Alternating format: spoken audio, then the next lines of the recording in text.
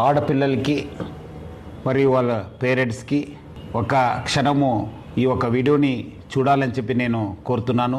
ముఖ్యంగా ఈ smart phone రావడంతో అందరూ కూడా దానికి అలవాటమయ్యి దాని ద్వారా మళ్ళీ సోషల్ మీడియాలో అలవాటయ్యి చాలా విషాదకరమైన సంఘటనలు నా దృష్టికి వస్తున్నాయి.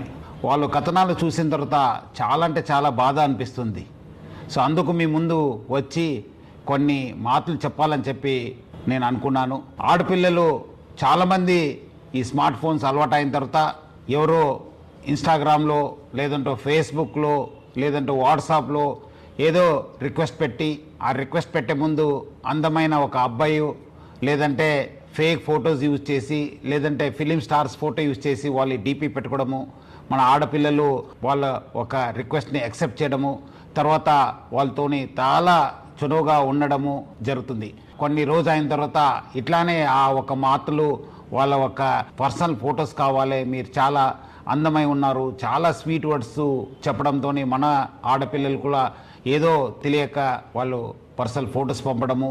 ఈ పర్సనల్ ఫొటోస్ పంపించిన తర్వాత దాన్ని ఆనే అబ్బాయి చేతిలో పెట్టుకొని ఒక రాక్షసుడిగా తయారవుతున్నారు. ఆ ఒక ఫొటోస్తోని బ్లాక్మెయిల్ చేయడము, లేదంటే నాకు ఫిజికల్గా కలవండి అని చెప్పడము, లేదంటే